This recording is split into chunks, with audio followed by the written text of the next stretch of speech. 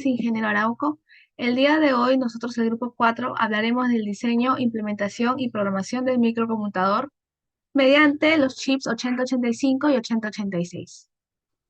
El contenido de nuestra exposición contiene en primera las generaciones de las computadoras.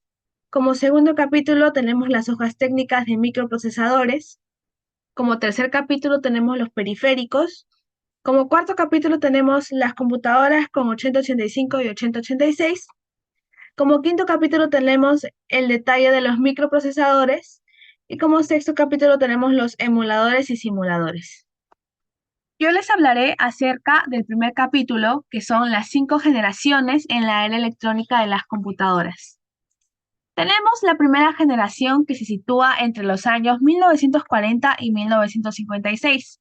En esta generación era bastante común que las computadoras utilicen las válvulas de vacío como principal componente electrónico, el cual va a ser el encargado de amplificar o modificar una señal eléctrica. Estas válvulas eran enormes y excesivamente costosas. La programación de estas primeras computadoras era mediante el lenguaje máquina. Estas memorias que contenían eran construidas con tambores magnéticos y tubos de mercurio líquido. La programación era ingresada a través de tarjetas perforadas y el almacenamiento interno funciona a causa de un tambor interno que gira rápidamente.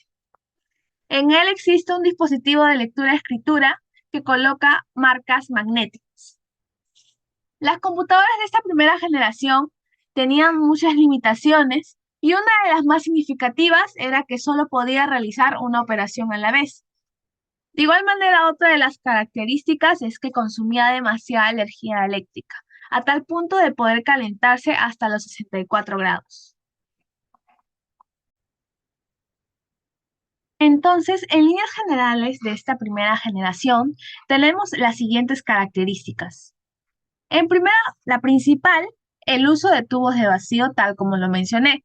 Y es que estas computadoras utilizaban estos tubos de vacío como principal componente electrónico para los cálculos y procesamiento de datos. Como segunda característica tenemos la programación con el lenguaje máquina. Esta fue una de las primeras programaciones que consistía en códigos numéricos y operaciones binarias. Era extremadamente tediosa y propensa a errores. También tenemos como característica el lento procesamiento de datos. Y es que a pesar de ser computadoras revolucionarias para su época, estas eran bastante lentas en comparación con las computadoras modernas. Realizaban cálculos a una velocidad muchísimo menor que las actuales. Otra característica es la entrada y salida de datos. La entrada se realizaba mediante las tarjetas perforadas y la salida de datos se producía mediante impresoras y a menudo se presentaba en forma de informes. Otra de las características es el consumo de energía significativo. Y es que estas computadoras requerían de una gran cantidad de energía eléctrica y generaban muchísimo calor, debido al uso de tubos de vacío. Otra de las características es el alto costo, y es que las computadoras de la primera generación eran extremadamente costosas de fabricar y de mantener. Esto limitaba su accesibilidad a instituciones gubernamentales, grandes corporaciones y universidades.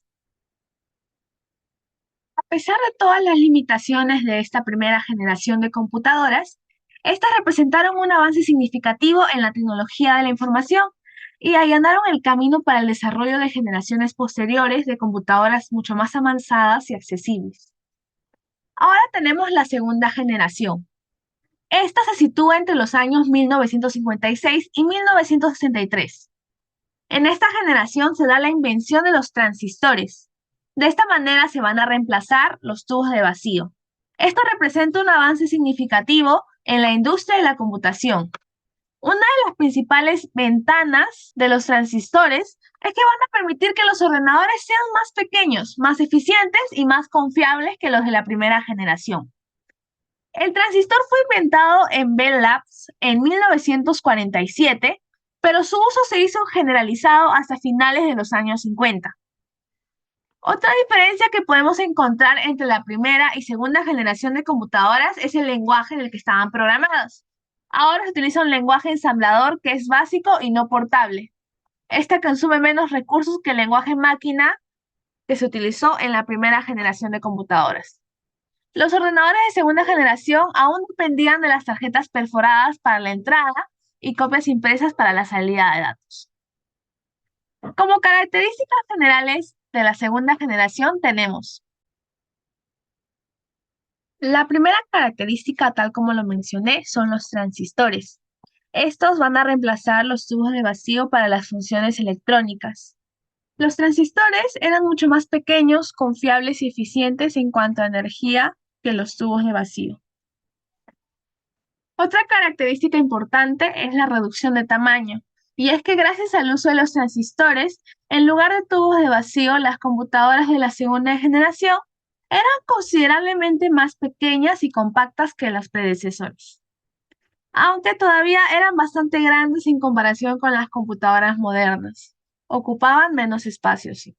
Otra característica es la mayor velocidad y rendimiento, y es que la introducción de los transistores permite un procesamiento de datos más rápido y eficiente en comparación con las computadoras de la primera generación. La cuarta característica es que tiene un lenguaje de programación de alto nivel, y es que se desarrollaron los primeros lenguajes de programación de alto nivel, tales como el Fortran, que es Formula Translation, y el COBOL, que es Common Business Oriented Language. Estos facilitaron la programación en comparación con el lenguaje de máquina utilizado en la primera generación. La quinta característica es el almacenamiento magnético, y es que se introdujo el uso de cintas magnéticas y discos magnéticos para el almacenamiento de los datos. Esto va a permitir una mayor capacidad de almacenamiento y acceso más rápido a la información. Como última característica tenemos un menor consumo de energía. Este es uno de los factores más importantes, ya que como sabemos, las computadoras de la primera generación, al estar compuestas por tubos de vacío, generaban muchísimo calor. Los transistores entonces consumen muchísima menos energía en comparación con los tubos de vacío. Esto contribuye pues a la eficiencia energética de las computadoras. Ahora veremos la tercera generación. Esta se sitúa entre los años 1964 y 1971. Desde los años 1964, la industria de las computadoras se ve invadida por los computadores con circuitos integrados. Esta evolución parte de la miniaturización de los transistores en chips de silicio. Esta tecnología va a permitir que se incremente la capacidad de procesamiento de las máquinas, reduciendo los costos de manufactura. En esta generación ya no se utilizan las tarjetas perforadas, ya se hace uso de los periféricos como teclados y monitores, y también se utiliza un sistema operativo en los ordenadores. Esto va a permitir que se ejecuten varias aplicaciones diferentes a la vez sin problema alguno. Una de las características importantes de esta generación es la accesibilidad a la compra de los dispositivos porque eran más baratos y más pequeños que sus predecesores. Como principales características de la tercera generación de computadoras tenemos en primera, tal como ya se mencionó, los circuitos integrados. Esta es la característica más destacada de esta tercera generación, ya que la adopción de esto fue generalizado para la mayoría de computadoras. Estos chips permiten que miles de transistores se integren en una pequeña pastilla de silicio. Esto aumenta drásticamente la densidad de los componentes y reduce el tamaño de las computadoras. Otra característica importante es mayor velocidad y rendimiento. Los circuitos integrados eran mucho más rápidos y eficientes en términos de energía que los transistores individuales. Esto resulta en un procesamiento de datos aún más rápido y en una mayor capacidad de cálculo. Tenemos también otra característica que nos dice que el lenguaje de programación que maneja es de alto nivel, y es que la tercera generación continúa con la tendencia a desarrollar lenguajes de programación de alto nivel más poderosos y más accesibles, tales como COBOL, Fortran, BASIC y ALGOL. Otra característica es que tiene sistemas operativos más avanzados. Los sistemas operativos se volvieron más sofisticados y capaces de gestionar múltiples tareas de una manera mucho más eficiente. Esto permite una mayor multitarea y una mejor administración de los recursos. Otra característica es las unidades de disco, y es que se introdujeron estas que ofrecen un acceso más rápido y una mayor capacidad de almacenamiento en comparación con las cintas magnéticas que se utilizaban en la anterior generación. Por último, tenemos la mayor accesibilidad. Y es que a medida que las computadoras se fueron haciendo más pequeñas y menos costosas de fabricar y mantener, se hicieron más accesibles para todo público, incluidas las pequeñas empresas y las universidades. Ahora hablaremos de la cuarta generación de computadoras. Esta se sitúa entre los años 1971 y 1980. En esta generación se inventa el microprocesador. Este componente es un circuito integrado que reúne todos los elementos indispensables en una máquina. A ese microprocesador se denomina chip y es capaz de gestionar todas las funciones de una computadora. Por tanto, se dice que esta generación va a representar otro paso importante en el desarrollo de la microcomputarización. Vamos a pasar con las principales características de la cuarta generación. En primera, obviamente, los microprocesadores. Y tal como lo mencioné, vendrían a ser como unos pequeños chips o pastillas de silicio. Y esto va a permitir que se obtenga una mayor integración y una reducción significativa en el tamaño de las computadoras. Otra característica es la mayor capacidad de procesamiento. Y es que los microprocesadores eran mucho más potentes que los circuitos integrados utilizados en la tercera generación, lo que resulta en un procesamiento de datos mucho más rápido y en la capacidad de ejecutar aplicaciones más complejas. Otra de las principales características de la cuarta generación de computadoras es la creación de las computadoras personales. Y es que la cuarta generación ve el nacimiento de la computadora personal o PC. Ejemplos notables incluyen a la IBM PC y a la Apple II. Las PC se volvieron más accesibles para el público en general y se utilizaron en una variedad de aplicaciones, desde la gestión de datos hasta la programación y el entretenimiento. Otra característica es que ahora tenían sistemas operativos más avanzados.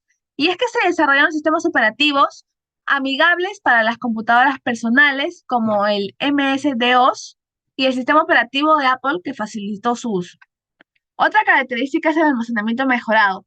Se desarrollan unidades de disco duro más grandes y económicas. Esto va a permitir un almacenamiento de datos significativamente mayor en comparación a las generaciones anteriores.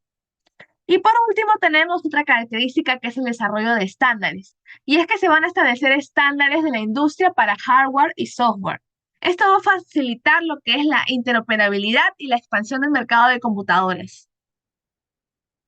Ahora tenemos la quinta generación que parte de los años 1980 hasta la actualidad.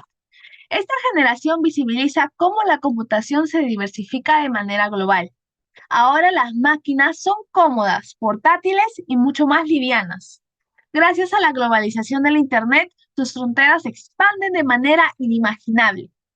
En esta generación se incluyen todos aquellos dispositivos ya creados o en proceso de creación, incorporando ya la inteligencia artificial, la nanotecnología y la computación cuántica.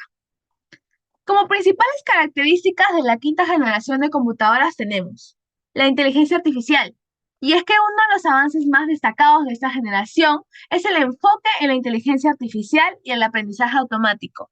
Se han desarrollado algoritmos y técnicas para que las computadoras puedan realizar tareas que anteriormente requerían de la intervención humana, como el procesamiento del lenguaje natural, la visión por computadora y la toma de decisiones basadas en datos que se tienen. Otra característica son los procesadores más avanzados. La quinta generación ha visto el desarrollo de procesadores muchísimo más avanzados y especializados para tareas de inteligencia artificial y procesamiento de datos complejos. También tenemos que son sistemas distribuidos y en la nube. La computación en la nube se ha vuelto omnipresente. Permite que las personas y las organizaciones accedan y almacenen datos y aplicaciones de manera remota a través de Internet. Esto ha impulsado la información distribuida y la colaboración en línea. También tenemos que ahora la robótica es avanzada. Los robots y los sistemas autónomos se han vuelto más sofisticados y se utilizan en una variedad de aplicaciones, desde la fabricación hasta la exploración espacial y la medicina. También tenemos la seguridad cibernética. Con el aumento de las amenazas cibernéticas se ha desarrollado una creciente preocupación por la seguridad informática, lo que ha llevado a avances en tecnologías y prácticas de seguridad. Por último, tenemos como característica las aplicaciones en una variedad de campos. Los avances de la quinta generación de computadoras tienen aplicaciones en una amplia gama de campos, como la medicina, los cuales pueden ser, por ejemplo, diagnósticos asistidos por computadora, la investigación científica con simulaciones computacionales avanzadas y la industria con la automatización y control de procesos. Ok. Capítulo 2, hojas técnicas de microprocesadores. Microprocesadores 8080. Este fue lanzado en el año 1974. Corrían a 2 MHz, contaban con un bus de direcciones de 16 bits y un bus de datos de 8 bits. Requerían de 3 fuentes de alimentación, de 5 positivos, 5 negativos y 12 voltios positivo. Contaban con un acceso a 64 kilobytes de memoria. También contaba con 256 puertos de entrada y salida y con 6.000 transistores. Siguiente. En cuanto al diagrama de bloques, utilizaban el mismo conjunto de instrucciones básicas y modelos del registro que el procesador 8008, aunque no era compatible con el código fuente ni con el código binario de su predecesor. Asimismo, agregó nodos de direccionamiento para permitir el acceso directo a sus espacios de memoria completo de 16 bits. En cuanto al diagrama de bloques, como mencionamos antes, un bus de direcciones propios de 16 pines. Para los bus de direcciones, para el bus de datos tiene 8 pines que se pueden utilizar sin ningún tipo de multiplexación. Usando los pines adicionales lograban señalar la lectura y escritura. También es posible ensamblar dispositivos de microprocesador simples muy fácilmente.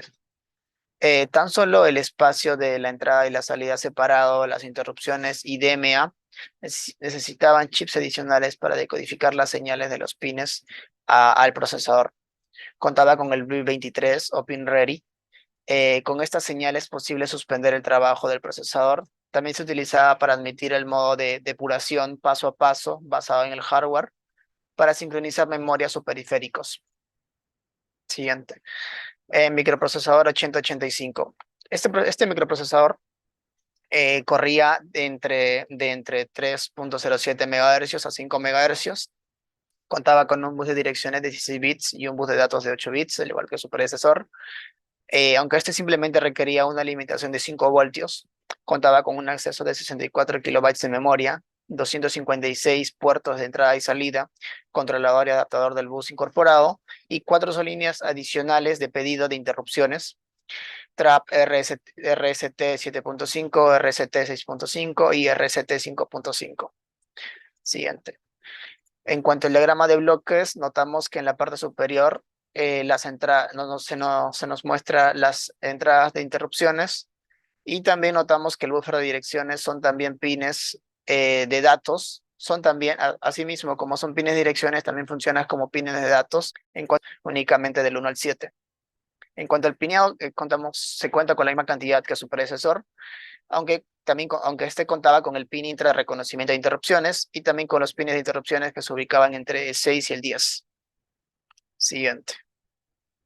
Microprocesador 8086. Este procesador contaba con 16 bits, un bus de direcciones de 20 bits o un megabyte. Esos 20 bits se traducían a un megabyte. Un bus de datos internos y externos de 16 bits.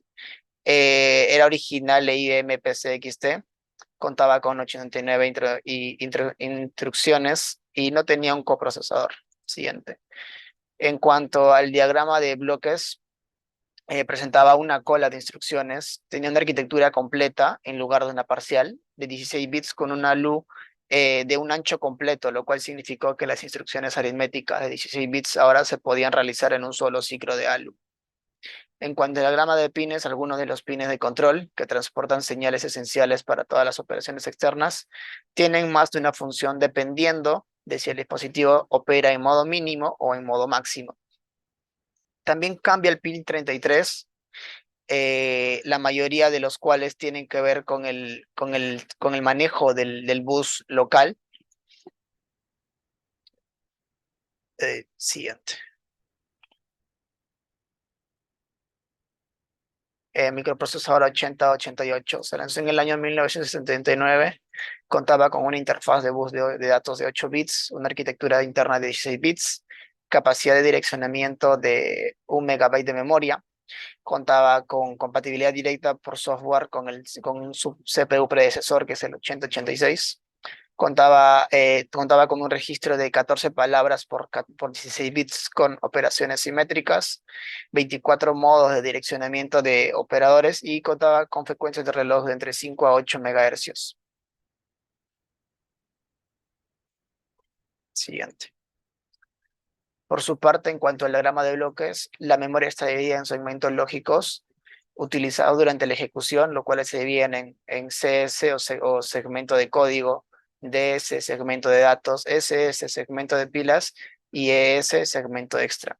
También contaba con un puntero de pila o SP. También contaba con PB, que se encarga de señalar la dirección inicial del marco actual. Asimismo, contaba con el SI o Source Index y el DI de Destination Index, utilizados para direccionar datos en la pila. En cuanto al diagrama de pines, contaba con 8 líneas de datos. También el pin 34 ya no era de BHE. Esta es la selección de bytes de orden superior. En su lugar contaba con un estado de modo máximo llamado SS0. Otro cambio que también se dio en cuanto a su predecesor es que el pin que señalaba si se estaba realizando un acceso a la memoria o un acceso a entrada y salida, ya en este caso ya presentaba un sentido invertido. Siguiente. Microprocesador 80186 y 80188. El primero de estos contaba con una unidad de interfaz de bus o VIEW, una unidad de ejecución EU, generador de reloj. Asimismo, una unidad de selección de chip programable. Y su predecesor, o su versión siguiente, contaba con simplemente una de las pocas diferencias que existían era que este funcionaba a más frecuencia de reloj, de 10 a 8 MHz, y también se le aumentó el rango de temperatura de 40 a 85. En tanto al diagrama de bloques, ambos presentaban un diagrama muy similar, teniendo mínimas diferencias. En cuanto al diagrama de pines, eran básicamente exactamente los mismos, con las únicas diferencias que el 188 funcionaba con mayores velocidades de reloj. Microprocesadores 80286, lanzados en el año 1982, contaba con un bus de datos y direcciones no multiplexados, la memoria direccionable de 16 megabits, ofrecía un sumador adicional para el cálculo de direcciones. El rendimiento por ciclo de reloj en comparación con versiones anteriores como el 8086 o el 8088 era casi del doble. En cuanto al apartado de diagrama de bloques, notamos que se dividían esencialmente en 4 segmentos: unidades de direcciones, unidades de ejecución, unidades de instrucción y unidades de boost. Podemos apreciar ahí también la distribución de pines con la cual contaba. Microprocesadores 80386, lanzados en el año 1985, contaban con gran espacio de dirección uniforme, frecuencias de operaciones de entre 20, 25 y 33, dependiendo de los voltajes y dependiendo de los modelos también. Contaba con arquitectura interna de 32 bits, tipos de datos de entre 8, 16 y 32 bits, dependiendo de los modelos también. 8 registros de propósito general de 32 bits. Compatibilidad de código con procesadores anteriores, como pueden ser el 8086, el 80138, 186 o el 80286. Siguiente. Por su parte, en cuanto al diagrama de bloques, lo nuevo de este procesador son los registros de depuración. Los 6 registros de depuración de 32 bits accesibles al programador proveen soporte para depuración por hardware. Y también se nota que pasamos, en cuanto a la distribución de pines, se nota que pasamos de 68 pines en la versión anterior a 99 pines, esto en gran medida al aumento de transistores. Siguiente. Microprocesadores 8486, lanzados en el año 1989, contaba con 1.2 millones de transistores empaquetados en 168 pines, velocidades de reloj de entre 25, 33, 50 y 100 MHz, dependiendo de los modelos. Aquí ya empezaron a trabajar lo que vendrían a ser las memorias caché, en este caso de 8 kilobytes para códigos y datos.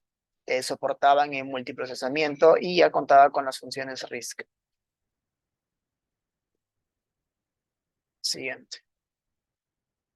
Hoy podremos apreciar la distribución del diagrama de bloques y la nueva distribución de los diagramas de pines, que como se mencionó antes, pasamos de la versión anterior que eran 99 a 168 pines, en gran medida también al aumento de transistores. Siguiente, microprocesadores Pentium, lanzados en el año 1993. Los procesadores Pentium contenían alrededor de 3.1 millones de transistores. Tenían un bus de datos de 64 bits, un bus de direcciones de 32 bits que le ofrecía 4 bits de espacio de memoria física. Contenía velocidades de reloj oscilantes entre 60 y 233 MHz. Contaban con predicción dinámica de bifurcaciones y también contaban con la memoria caché para código y contaba 8 kilobytes para código y 8 kilobytes para instrucciones. Siguiente. En cuanto al diagrama de bloques, la memoria de código caché, el buffer de destino de datos y el buffer de datos propio son los responsables de recibir instrucciones sin procesar en las unidades de ejecución del procesador Pentium. Las instrucciones se recuperan desde la memoria caché de código o desde el bus externo. Las filas de direcciones son recordadas por el Branch Target Buffer. La memoria caché de código TLB traduce direcciones lineales a direcciones físicas usadas para la memoria caché. En cuanto a los pines, ya estamos viendo una nueva distribución de pines, mucho mayor a la versión anterior, eso también debido al aumento de transistores. Siguiente, microprocesadores Pentium Pro. Lanzados en el año 1993, contaba con alrededor de 5.5 millones de transistores. Tenía un bus de datos de 64 bits, un bus de direcciones de 32 bits, aumentaron en 4 bits la cantidad de direcciones, por ende van a poder controlar más memoria física. Contaba con velocidades de reloj oscilantes entre 133 y 200 MHz, contaba con la tecnología BCMOS. Aquí ya se empezaron a trabajar con lo que vendría a ser dos memorias caché. La memoria caché 1 de 8 kilobytes para código y otro de 8 kilobytes para instrucciones, y una segunda memoria caché de 200 kilobytes.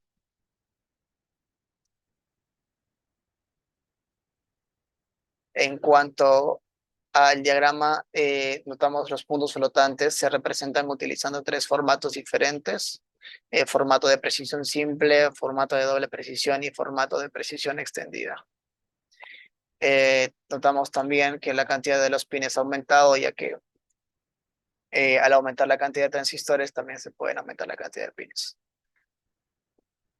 Microprocesadores Pentium 2, lanzados también en el año 1993, contaba con alrededor de 7.5 millones de transistores, bus de datos de 64 bits, bus de direcciones de 36 bits, velocidades de reloj oscilantes entre 233 y 450 MHz.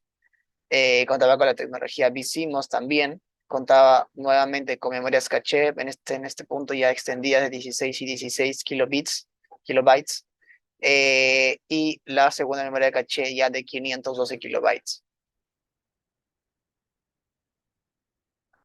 En cuanto a la memoria, o en cuanto al el diagrama de bloques, el rendimiento mejorado de 16 bits y la compatibilidad con MMX lo hacen adecuado para sistemas operativos Windows y aplicaciones.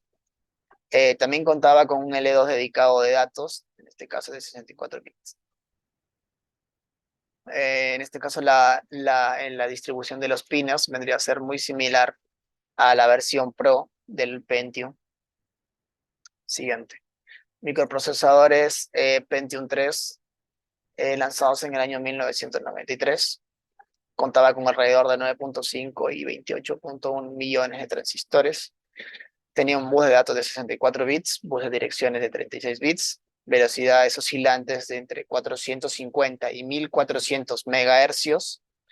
Tecnología, bueno, la misma tecnología que la anterior, BCMOS, contaba con las mismas memorias caché, 16 más 16, y en este caso, dependiendo de los modelos, podía adquirir un procesador con memoria caché de entre 256 o 512 kilobytes. Siguiente. Por su parte, con el arma de bloques, este procesador cuenta con extensiones SE, Streaming, SID, y SIMD. Tiene 8 registros Intel MMX de 64 bits y 64 instrucciones y 57 instrucciones MMX para aplicaciones multimedia. Notamos también que en cuanto a la distribución de pines ha cambiado un poco con respecto a su predecesor. Siguiente. Microprocesadores Pentium 4 lanzados en el año 1993. Contenían alrededor de entre 44 y 55 millones de transistores, bus de datos de 64 bits, bus de direcciones de 36 bits, velocidad de reloj entre 1300 y 3800 MHz, tecnología BCMOS. En este caso, el caché 1 variaba entre 6 o 18 dependiendo del modelo. El caché 2 ya podía llegar hasta 1054 kilobytes. Como mínimo tenía 256. Claro, eso también, como siempre, dependiendo del modelo. Siguiente. En cuanto al diagrama de bloques, tiene dos unidades lógicas aritméticas o ALU que funcionan al doble de frecuencia del procesador central y asimismo contaba ya con 3 memorias caché. También podemos ver la distribución de los pines que se dividen por sectores. Sector de reloj, sector de datos, sector de reloj y datos comunes. Y todo esto ya correspondiente al socket 775. Siguiente. Procesadores Pentium D, lanzado en el año 1993, contenía alrededor de 176 y 376 millones de transistores, bus de datos de 64 bits, bus de direcciones de 36 bits, velocidades de reloj oscilantes entre 2.66 y 3.76 gigahercios, memoria caché 1 de 16 a 16 y memoria caché 2 de 512 kilobytes. En cuanto al diagrama de bloques, notamos que ya el caché 2 ya está trabajando propiamente con el sistema de boost. Y en cuanto a la distribución de pines, muy similar al anterior, dividida por sectores, en el sector de reloj, sector de datos, sector de direcciones, sectores de relojes comunes y de ASICs. Siguiente. Ahora pasamos al capítulo 3, descripción detallada de los periféricos de entrada y salida a la vez, almacenamiento y comunicación. Los periféricos son dispositivos externos, evidentemente hardware, que están conectados y su principal función es enviar y recibir información o datos en el ordenador. Como ya lo mencioné, se dividen de diversas maneras. Vamos a empezar con la primera. Periféricos de entrada. Son dispositivos que permiten introducir datos externos al ordenador. El ejemplo, teclado. Introduce datos, ya sean letras, números, caracteres, símbolos como el arroba o la coma al ordenador. El mouse manipula objetos en la pantalla de la computadora y ayuda al usuario a interactuar con el mismo. Escáner. Toma información del mundo real, ya sea documento o imagen, y la convierte en información digital para almacenarlo en la computadora. Cámara web. Graba videos, toma fotos, hace videollamadas con personas de cualquier parte del mundo y transmite en tiempo real. Micrófono. Capta el audio para grabar sonidos o comunicarse con otras personas.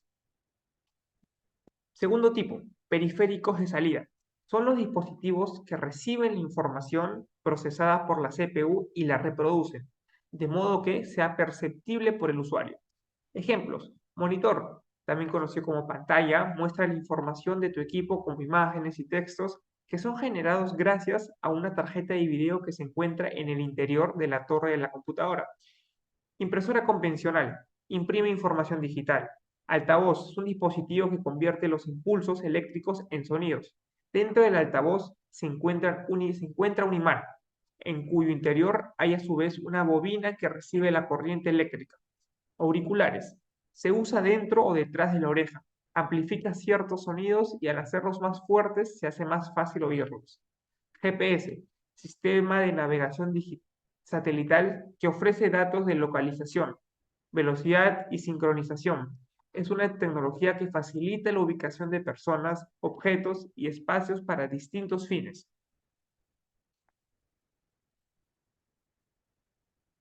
Ahora pasamos con los periféricos de entrada y salida a la vez.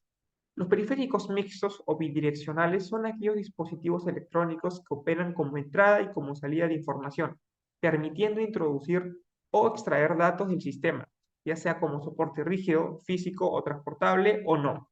Ejemplos: impresoras multifuncionales son aparatos de reciente generación, diseñados para cumplir con ambas funciones de manera independiente, introducir datos visual a la computadora, escáner y extraerla físicamente en papel u otros soportes.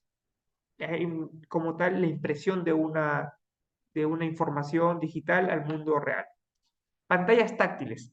Cumple a la vez el propósito de emitir información visual al operador de la computadora, tal y como los monitores.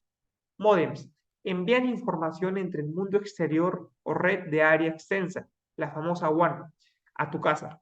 Convierte una conexión entrante, ya sea un cable coaxial, una línea telefónica, línea de fibra óptica o cualquier otra, en una de Ethernet, lo que le permite al router de Wi-Fi conectarse a Internet. Reproductores MP3 permiten el ingreso de información musical entrada desde la computadora y su reproducción mediante audífonos, la salida. Transmisiones Bluetooth. Conecta las PCs y los dispositivos móviles a los periféricos como los auriculares, teclados, ratones y controles para gaming inalámbrico. Vamos con el cuarto tipo, periféricos de almacenamiento. Son dispositivos que, como su mismo nombre lo dice, almacenan, guardan los datos que se encuentran en la CPU. Estos tipos de periféricos pueden ser internos o extraíbles. Ejemplos: el CD se usa para almacenar datos en formato digital, ya sean imágenes, videos, audios, documentos, como otros datos. DVD es un disco óptico para el almacenamiento digital de imagen, sonidos y datos, con mayor capacidad que un disco compacto o CD. Se utilizan para almacenamiento, copia de seguridad de datos y transferencia de archivos entre dispositivos. Disquete permite almacenar datos digitales, también conocido como disquete con K y doble T, disco flexible o floppy disk. Consta de un disco magnético protegido por una cubierta rectangular o cuadrada de plástico.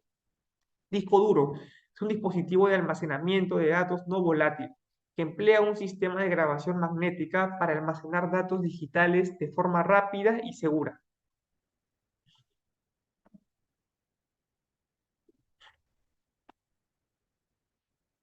Para acabar con este capítulo, tenemos los periféricos de comunicación.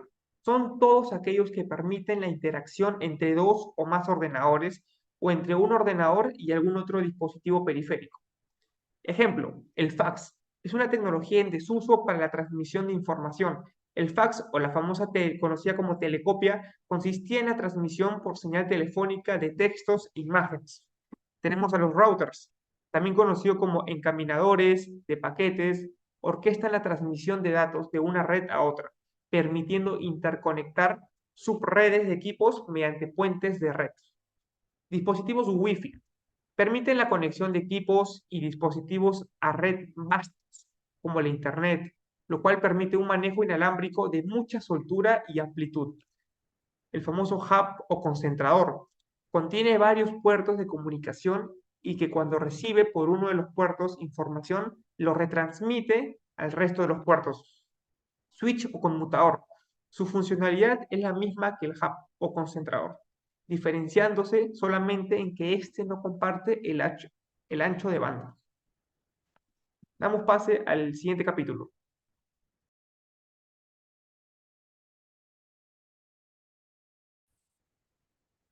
Y bueno, ahora continuando con la exposición, mostraremos los distintos diseños de computador que tenían el microprocesador 8085 o el 8086.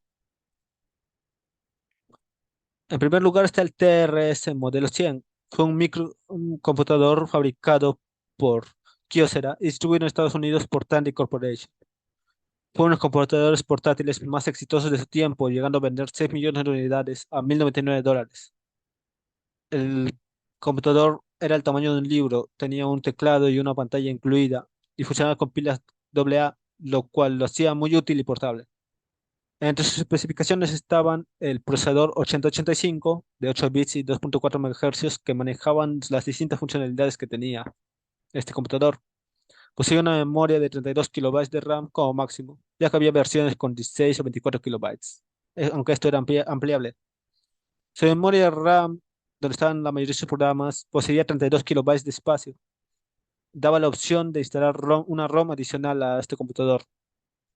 La pantalla LCD tenía 8 líneas con 40 caracteres y sus dimensiones eran de 240 por 64 píxeles. Poseía un teclado con 56 teclas de estándar y 8 teclas de función que podían ser programables. Presentaba entradas en el exterior para distintos periféricos, así como su botón de encendido. El computador está programado para apagarse después de un tiempo de desuso de 10 minutos. También posee una luz LED para indicar si el nivel de batería estaba muy bajo y un dial para ajustar la pantalla. Para su fuente de poder era 4 pilas AA, lo cual era muy útil ya que era un tipo de pila muy común, o podía conectarse de forma externa para evitar gastar la batería. Tenía un sistema operativo creado por Microsoft y múltiples softwares instalados en sí, como un programador en BASIC, un editor de textos, funciones para telecomunicaciones y un organizador de cronogramas. La siguiente PC es la NEC PC 9801, fabricada entre 1982 y los años 2000 por NEC Corporation. Fue un rotundo éxito en ventas, vendiendo a principios de los 90 casi el 60% de su producción. Este, sin embargo, fue vendido únicamente en Japón, no se vendió a países de Occidente. Entre sus especificaciones estaban el procesador 8086 de 5 MHz, su memoria RAM de entre 128 kilobytes hasta 640 kilobytes, ampliable, dos controladores de pantalla UPD 7220, tanto para gráficos como para textos, y solía venir con una pantalla de 640 por 400 píxeles, que poseía 8 colores. Para el almacenamiento usaba disquetes, pudiendo estar las unidades más caras hasta los 1023 kilobytes y las más económicas a 320 kilobytes de capacidad. No poseían sistemas de sonido propios más que los sonidos BIPs, y su sistema operativo era el NEC 2, una variante del MC2 que se adaptaba a esta computadora. El siguiente computador es el Compaq Desk Pro Model 1, fabricado por la empresa Compaq en 1984 y compitiendo en ese tiempo con las computadoras de IBM. Sus especificaciones constaban del procesador Intel 8086 de 8 MHz y una capacidad de memoria de hasta 1024 kilobytes. Su unidad de almacenamiento eran disquetes que podían ir de los 360 kilobytes hasta los 1.2 megabytes, o podía instalarse un disco duro interno de hasta 20 megabytes. Sistema operativo del MS2 2.12. Este se destacaba, este computador se destacaba por sus gráficos que podían competir con los de IBM hasta tener incluso una mejor resolución que estos. Ahora pasaremos al siguiente PC. La Sinclair PC 200, creada por la empresa Amstrad a finales del año 1968, aunque sus ventas fueron estándar y fue retirada del mercado debido a que había otras PC que tenían mejores especificaciones. Especificaciones que son el procesador Intel 8086 de 16 bits y de 8 MHz. ¿Sí? Su memoria RAM que tenía una capacidad de 512 kilobytes que se podía aumentar hasta 640 kilobytes. Su almacenamiento costaba de disquetes de 320 kilobytes. También tenía una tarjeta de video CGA que ofrecía gráficos en relación de 320 por 200 píxeles. El sonido del Sinclair dependía de su tarjeta de sonido, aunque por estándar tenían sonidos básicos. Venía con un teclado completo con teclas tanto de función como estándar. Su sistema operativo era el MS2, tenía puertos de entrada y salida, así como puertos en serie paralelo. También poseía un puerto para TV.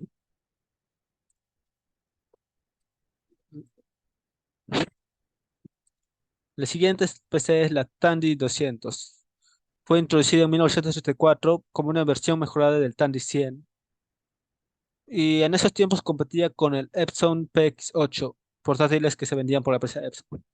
Sus especificaciones constaban del procesador 8085 de 2.4 MHz de velocidad, a una RAM de 324 kilobytes, no, digo, de 32 kilobytes hasta 72 kilobytes, dependiendo de la versión, y esta podía ser ampliada también. Poseía un ROM de 72 kilobytes que incluían sus diferentes programas. Su almacenamiento era mediante disquetes y entre los programas que incluía estaban un editor de hoja de cálculo, un calendario de direcciones y también un editor de lenguaje de programación base. Su pantalla de LCD tenía 16 a 40 columnas con una resolución de 240 por 128 píxeles. Sistema operativo era el CPM y su fuente de alimentación eran 4 pilas AA que duraban un aproximado de 16 horas o podía conectarse también a corriente directa. Su peso era de 1,5 kilogramos, lo cual lo hacía muy ligero y portable. Por último tenemos a la Olivetti M24, vendida en el año 1983, disculpe, por la empresa Olivetti. Su nombre podía cambiar según el país, siendo en Francia conocido como Person 1600 y en Estados Unidos como AT&T PC 6300, debido a que múltiples empresas compraron sus derechos de comercialización. Sus especificaciones consistían en el procesador Intel 8086 de 16 bits y de 8 MHz, una RAM de entre 256 kilobytes hasta 640 kilobytes que se podía emplear.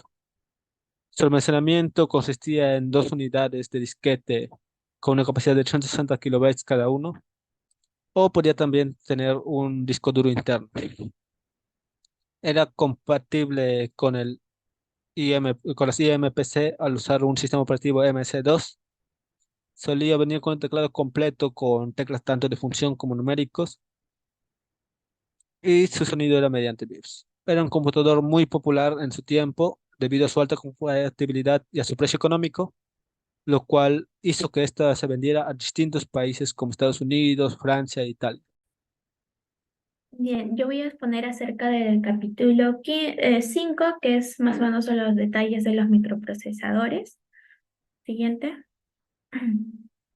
Bien, aquí se va a explicar mejor los sistemas operativos, lenguajes de programación, los aplicativos y las bases de datos que estuvieron en los microprocesadores a partir del 8085 hasta la familia Pentium.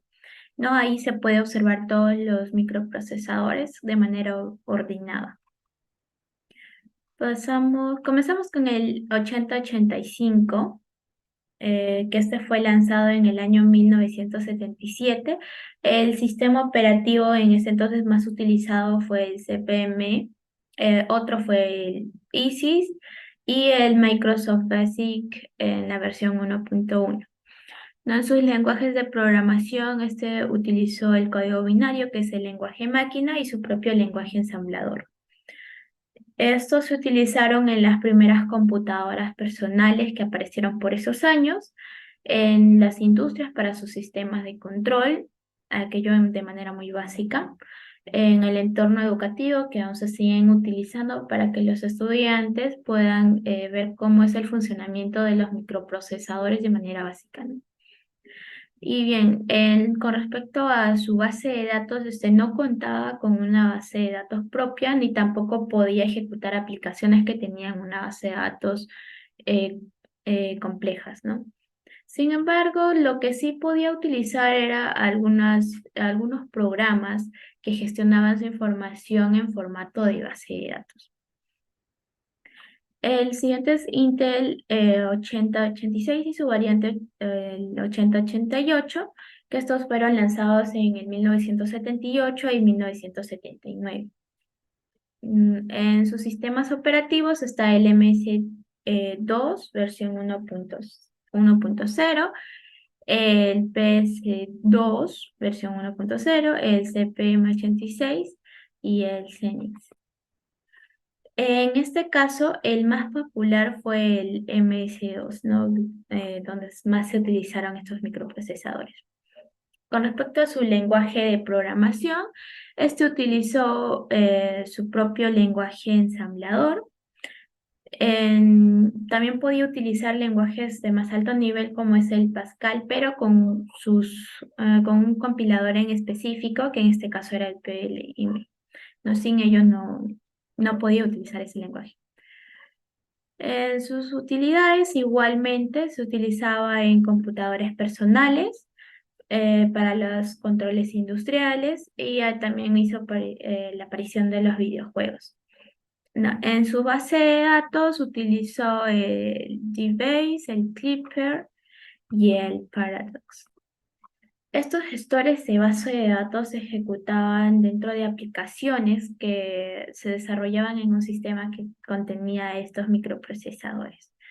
Siguiente. Bien, ahí vemos el Intel 80-286 que fue lanzado en el año 1982.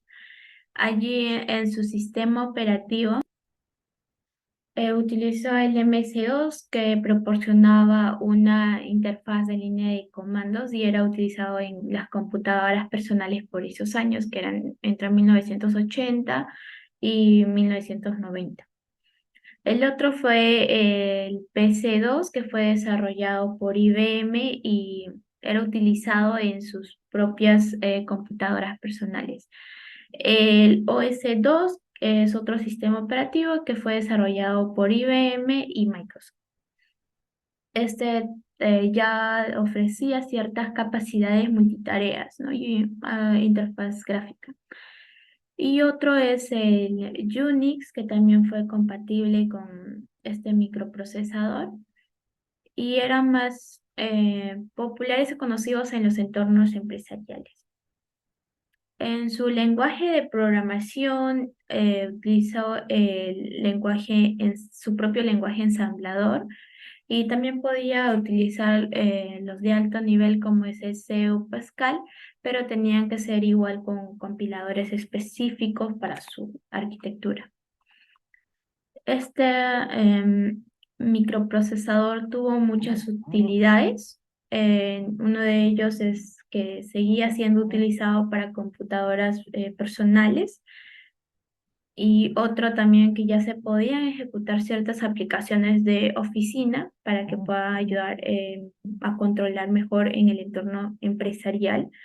No se podía desarrollar software y videojuegos. También se desarrollaron software más complejos y se utilizó en los videojuegos de los años 80 y 90, que tenían más capacidad, un poco más de capacidad gráfica. Con respecto a su base de datos, igualmente no tenía esa capacidad de gestionar una base de datos propia, pero sí podía utilizar algunas o ejecutar algunas aplicaciones que tenían su propia base de datos, sus propios gestores de base de datos, que en ese entonces era el SQL Server, las primeras versiones que fueron desarrolladas por esa década más o menos, y que funcionaban más que todo en el sistema operativo de Unix y otros también mini ordenadores. Bien, en el 80-386 fue lanzado en el año 1986. Este utilizó el sistema operativo de MS2, ya la versión 5, el Windows 3 y sus versiones posteriores, ¿no? El OS2 igualmente, Linux, también hizo aparición lo que es el Novel Network. Y con respecto a sus lenguajes de programación, era compatible con más lenguajes de programación, igualmente utilizaba su propio lenguaje ensamblador, que es de bajo nivel. También llegó a utilizar Python con las primeras versiones de esos años, C, que es de alto nivel, y Pascal. En las aplicaciones igualmente se siguió utilizando en las computadoras personales, pero ya un poco más avanzados. En servidores, este microprocesador permitió una mayor capacidad de procesamiento y gestión de múltiples conexiones y solicitudes. Videojuegos un poco más avanzados que eran desarrollados en computadoras personales, también en las industrias para para sus sistemas de control y en las redes y comunicaciones. Con respecto a su base de datos, se utilizaron los siguientes gestores de base de datos en los sistemas con este microprocesador, que es igual SQL Server, Sybase, Informix y MySQL. Siguiente. Bien, aquí tenemos el 80486 que fue lanzado en el año 1989. Estos se llevaron a ejecutar en sistema operativo Windows 3.x, pues eso quiere decir que fue a partir del 3.0, 3.1, etc. El Windows 95, este era popular para este tipo de sistemas, para este tipo de microprocesador. Linux, Novel Network. En su lenguaje de programación se podía desarrollar este software con se podía desarrollar software con este microprocesador. Se encontraba su propio lenguaje ensamblador, C y C++, Pascal, Visual Basic y SQL, que son de niveles más altos. Este microprocesador fue utilizado igualmente para las computadoras personales, que ya más avanzadas que las anteriores, que permitió ya una mejor experiencia para los usuarios de una manera más fluida y ejecutaba aplicaciones un poco más exigentes, ¿no? Y también sirvió en el entorno empresarial, ya que permitió la ejecución de aplicaciones beneficiosas para ese rubro, ¿no? En videojuegos avanzados, igual en los controles industriales y también en los gestores de base de datos. Bien, la base de datos se gestiona a través de un sistema de gestión de base de datos, los cuales en ese entonces fueron igual SQL Server. Ahí ya entra lo que es el Oracle Database, el Sybase, Informix, DBase y MySQL, que estuvieron también en el anterior. Bien, pasamos ya con el Intel Pentium. En este caso ya era conocido como Pentium original, que fue lanzado en 1993. Sus sistemas operativos que utilizaron fue el MS-2, Windows 3.1X, Windows 95, OS2, Linux, Novel Network y sistemas de Unix.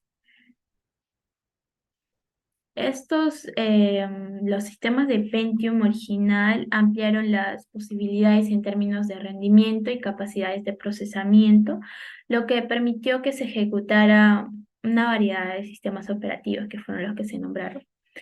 En los lenguajes de programación, los que fueron compatibles con este procesador, fueron tanto de bajo nivel como de alto nivel. En el de bajo nivel igual utiliza su propio lenguaje ensamblador. En los de alto nivel se tiene a C, C++, Pascal, Visual Basic para aplicaciones con interfaz gráfica de usuario. Ahí también entra COBOL para aplicaciones empresariales. Y también se llegó a utilizar las primeras versiones de Python. Estos procesadores ofrecían un mayor rendimiento y capacidades de procesamiento en comparación con las generaciones anteriores de los microprocesadores, lo cual permitía que se pudieran ejecutar aplicaciones más avanzadas para ese tiempo. Entre ellos están las aplicaciones de oficina como es Microsoft Office, Lotus Smart Suite, que era de ayuda más que todo para las empresas, ¿no? Para el entorno empresarial. También ya se utilizaban para navegadores web como el Netscape, que en ese entonces, videojuegos ya un poco más avanzados, para aplicaciones de diseño gráfico y multimedia, su sistema de control industrial y automatización. También se utilizó en el ámbito educativo, ¿no? Con desarrollo de software educativo y programas de aprendizaje. En la base de datos se tiene el Microsoft SQL Server, el Oracle Database, el MySQL y el DBase. Siguiente. Luego viene el Pentium Pro, que fue lanzado en 1995. Sus sistemas operativos era compatible con Windows NT, sistemas Unix, Linux, OS2, Windows 95, Novel Network y FreeBSD. En los lenguajes de programación, aquí igualmente podéis utilizar varios lenguajes de programación de bajo y alto nivel. En el de bajo se encuentra igual su propio lenguaje ensamblador. El C y C++ que ya pertenecían a lo que sea alto nivel. Pascal, Delphi, Visual Basic y Python. Bien, estos se utilizaban en los servidores empresariales y estaciones de trabajo ya de alto rendimiento, tareas de edición de imágenes, ya ahí se modelaban en 3D y diseño industrial. En aplicaciones de red, el Pentium Pro se utilizaba en servidores de red y en rutadores, en software de virtualización para la creación de máquinas virtuales, para navegar por la web y aplicaciones de análisis de datos. En la base de datos se encuentra igual el SQL Server, el Oracle Database, el MySQL, el DBase y el PostgreSQL. Luego sigue lo que es el Pentium 2, que fue lanzado en el 1997.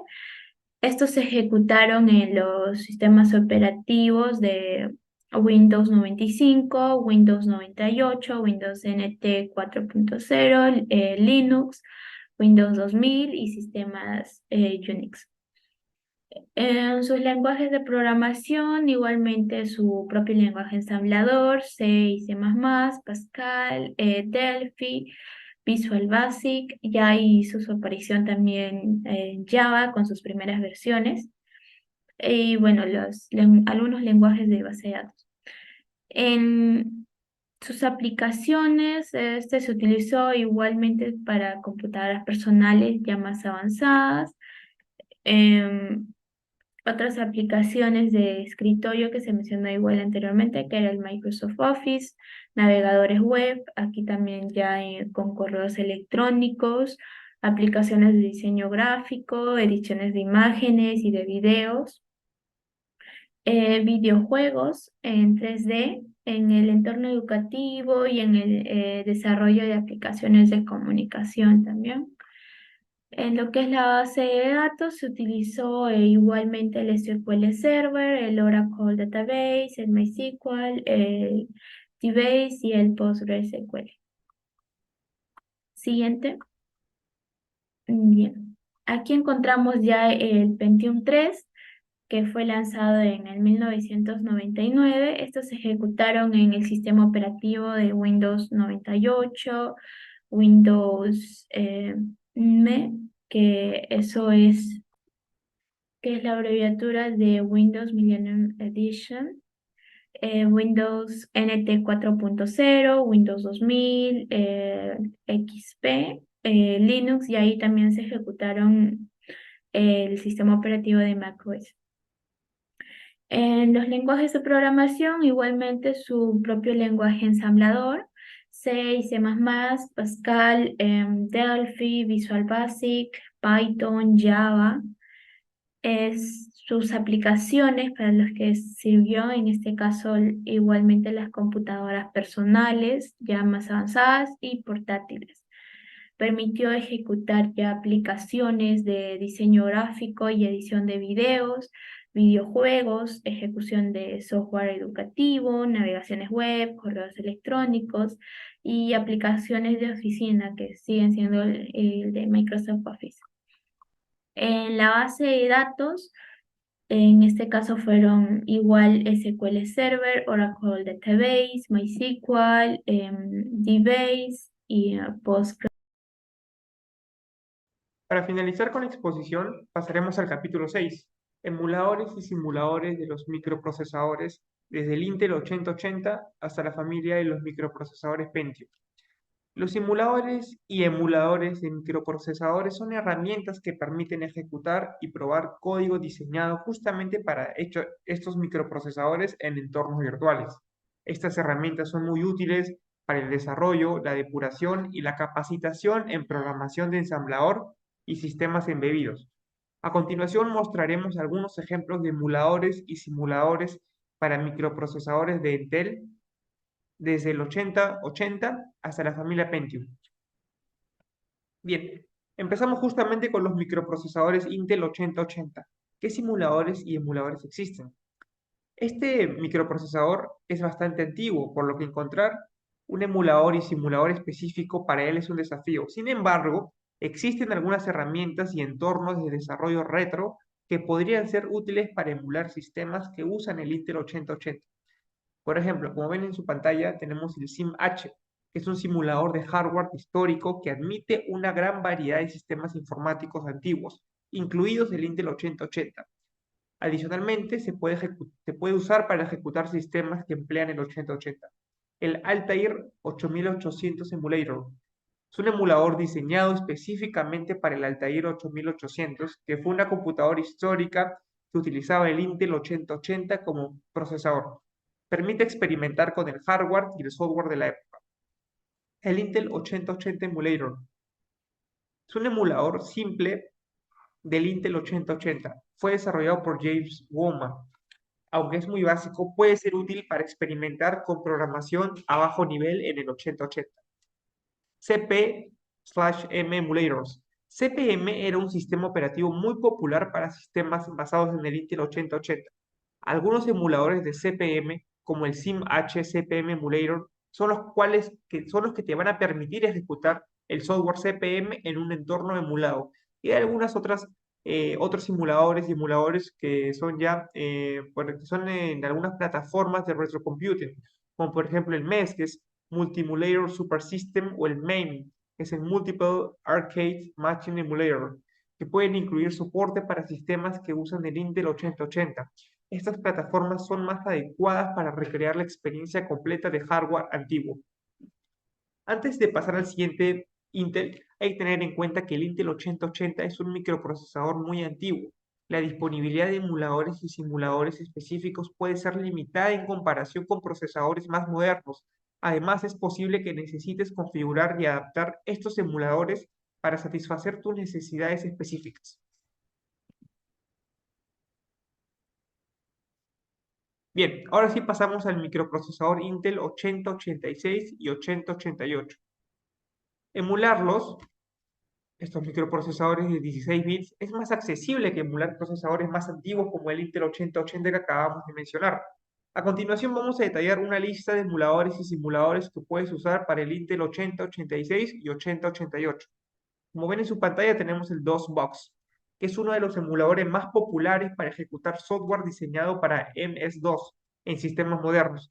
Admite tanto el Intel 8086 como el 8088, por lo que puedes utilizarlo para ejecutar programas antiguos. El PSEM es un emulador de PC de código abierto que ofrece soporte para una amplia variedad de hardware histórico. Se pueden utilizar sistemas basados en Intel 8086 y 8088 utilizando PSEM. 86box es un emulador de sistemas basados en Pro86 que incluye soporte para el 86 y el 88. Ofrece una experiencia detallada de emulación de hardware retro. El B86, un emulador basado en navegador que permite ejecutar sistemas operativos y programas de dos líneas. Puede emular de igual manera el 86 y el 88. Asimismo, tenemos otros como el VirtualBox o el FreeDOS en QEMU. Bien, antes de pasar, estos emuladores y simuladores permiten ejecutar software diseñado para el Intel 8086 y 8088 en sistemas modernos, lo que es especialmente útil para fines de desarrollo, pruebas y retrocomputación.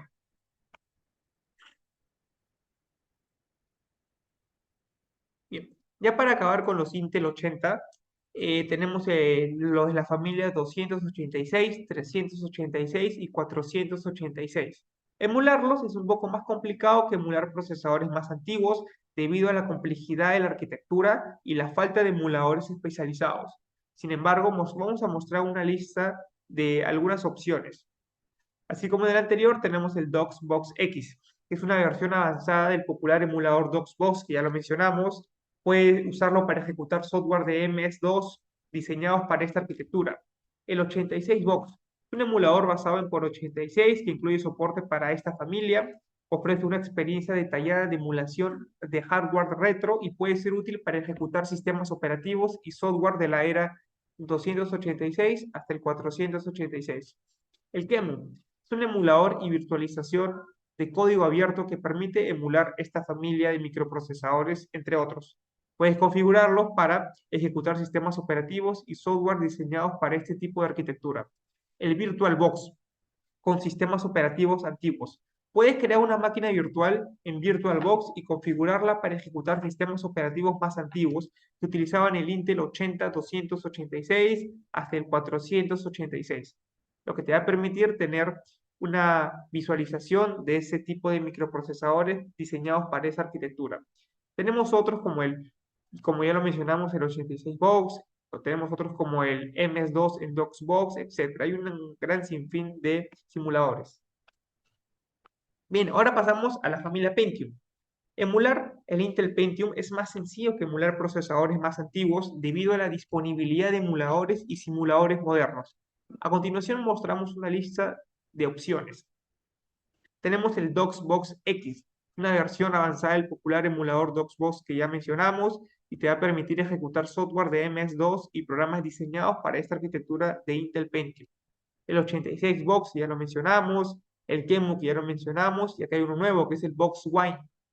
Es un emulador de sistemas de Windows del 95 hasta el 98 que puede ejecutar aplicaciones y juegos de Windows diseñados para procesadores Pentium y anteriores. Está diseñado para sistemas Unix y Linux. Antes de pasar con el último punto, hay que tener en cuenta que estos simuladores y emuladores permiten emular sistemas basados en el Intel Pentium, lo que es útil para ejecutar software heredado, probar configuraciones de sistemas antiguos o experimentar con la reprogramación o con la programación de esa época. Bien. Ahora tenemos microprocesadores de la familia Pentium, el 2, 3, 4 y el D. Emular sistemas basados en procesadores Intel Pentium y sus generaciones posteriores como Pentium 2, 3, 4 y D es más sencillo debido a la disponibilidad de emuladores y máquinas virtuales modernas. A continuación, como ven en su pantalla, tenemos una lista de opciones. Que vamos a mencionar el VirtualBox, ya la mencionamos. Acá hay uno nuevo que es el VMware Workstation, que es otra solución de virtualización que permite crear máquinas virtuales con procesadores Intel Pentium y versiones posteriores. Es utilizado ampliamente en entornos de desarrollo y pruebas. El QEMU, que ya lo mencionamos, y bueno, el BoxWine, que es un emulador de Windows 95-98, está diseñado para sistemas Unix y Linux. Hay otros como el DOSBox X, el QEMU, el 86box, etc. Bien, estos emuladores y simuladores permiten emular sistemas basados en procesadores Intel Pentium, lo que es útil para ejecutar software heredado, probar configuraciones de sistemas antiguos o experimentar con la programación de esa época. Y eso sería todo para esta exposición. Muchas gracias.